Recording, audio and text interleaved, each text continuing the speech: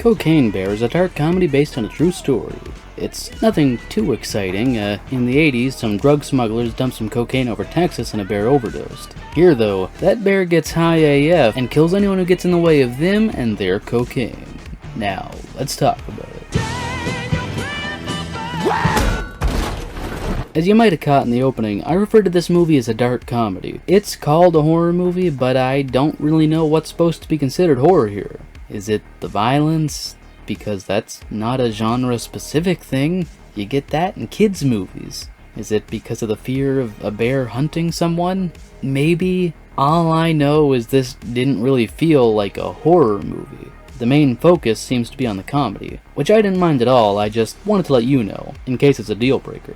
The movie begins with a drug dealer shipment being skydropped onto a mountain. Because of this, a drug kingpin played by Ray Liotta sends his son and one of his gang members to head to the mountains in search of the coke. A cop is also interested in finding said coke, as well as bringing down Ray Liotta, so he heads to the mountains as well. While that happens, two children decide to ditch school so they can head to the mountains and paint the waterfall. I don't know if that means the rocks, change the color of the water, or what, but it doesn't really matter. We also follow the mother of the girl who ditched school. When she returns home, she finds out her daughter ditched, finds evidence that she's headed to the fall, and decides to go looking for her. The stories begin to merge together now, and when the mom gets to the ranger station, we get a bit of storyline of the group of thug teens, who we later see pick a fight with the gang members, who promptly whoop their asses, and make one of them lead the way to the coke they found and stashed. The mom and the rangers get attacked by the bear, and in the process find the boy who ditched school, and so the mom and the boy head off in search of the girl who was chased off by the beast. One ranger dies, and the other ranger returns to the station. The two teen thugs who stayed back die, paramedics show up, try to save the ranger, and the bear swoops in to ruin their careers.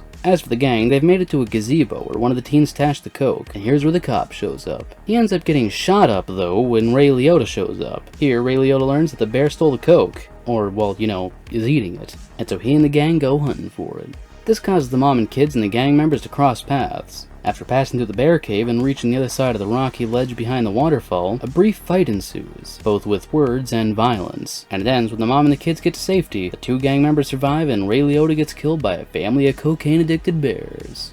This movie is interesting, to say the least. Personally, I found myself laughing quite a bit and having a really fun time with this. It's just a wacky, dark comedy that's not meant to be taken seriously. You can just turn your brain off for about an hour and a half and have a good time. In the end of the day, I'd rate 2023's Cocaine Bear an 8.5 out of 10. It's just a lot of fun. It's stupid, but very entertaining. It might not be the best horror movie out there, but if you're a fan of stupid, wacky comedies with a bit of morbid stuff thrown in, you'll have fun with this. If you want to watch this movie for yourself, links to them can be found in the description below. Thank you for watching, and I'll catch you next time. Have a nice day.